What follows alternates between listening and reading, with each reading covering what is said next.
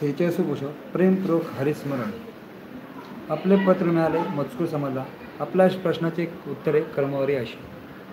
स्वतःचा वर्ण कोणता हे ठरवण्याचा आपण आपल्या समजुतीनुसार उपयोग केला. ती काही शास्त्राची पद्धत नाही, केवळ आपलं धरण आहे. स्वतःच्या धरणेशिवाय सर्वांना अन्न स्वातंत्र्य आहे. त्याविषयी काय बोलू. माझे तर असे मत आहे, ईश्वरावरती जितका अधिकाराने स्वतंत्र असा उत्तमोत्तम वर्णाचा किंवा जातीचा माणसाचा आहे, तितकाच नीचतम वर्णाच्या किंवा जातीच्या मनुष्यास आहे. मग साधारण कुठल्या वर्णाचा किंवा जातीचा अभिमान बाळगून काय फायदा. तो ज्या परिस्थितीत आहे आणि तसा आहे त्यातच त्याचे साधना मार्ग चांगले लागले पाहिजे.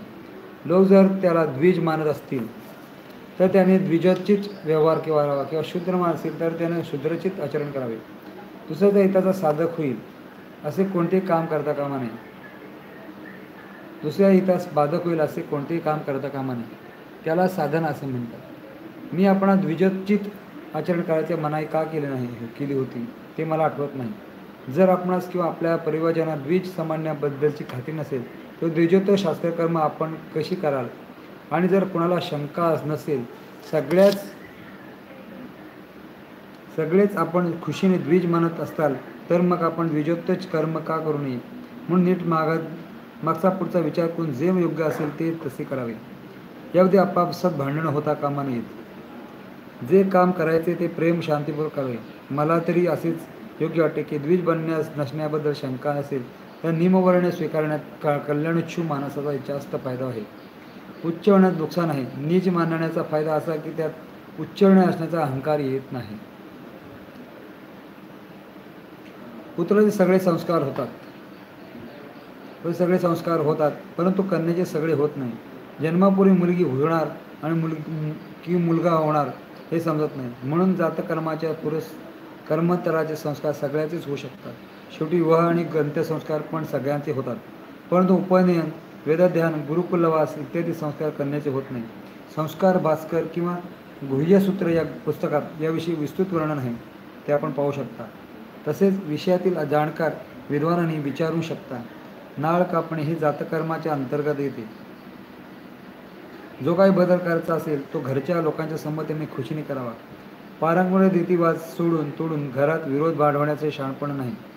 सगळ्यात नुकसान आहे. धर्मपालन लाज किंवा संकोच वाटता कामा नये.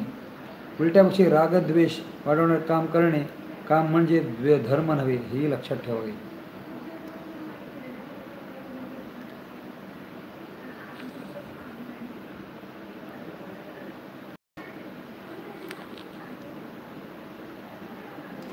मुक्ती प्राप्त झालेल्या माणसाला बांधव, मातापिता वगैरे सर्वांचा उद्धार होतोच असे नाही. असे झाले तर एकानंतर एक करत अनेकांची मुक्ती व्हायला पाळी येईल. कारण एक मुक्त मनुष्याचे मातापिता, भाऊ आणि पत्नी मुक्त झाल्यावर पुढे त्या सर्वांचाही मातापिता आणि नातेवाईक मुक्त होतील.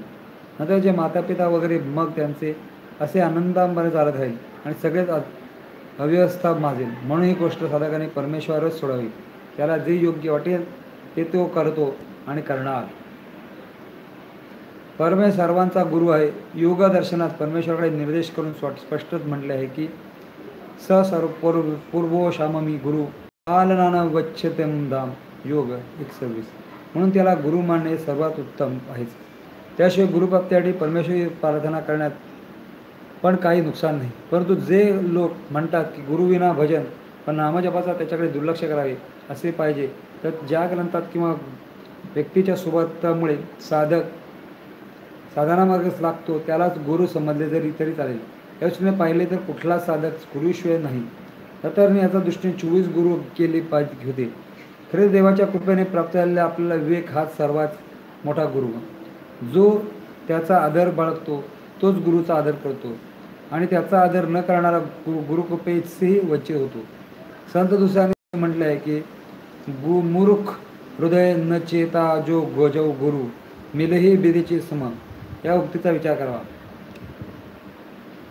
ज्याने गुरुविना ज्ञान आणि मुक्ती न मिळाल्याबद्दल जे म्हटले आहे त्याचा भाव असा आहे की एखाद्या साधकाची जी काही प्रगती झाली असेल किंवा त्याला जे ज्ञान प्राप्त झाले असेल ते कुणाच्या सत्संगामुळे प्राप्त झाले आहे.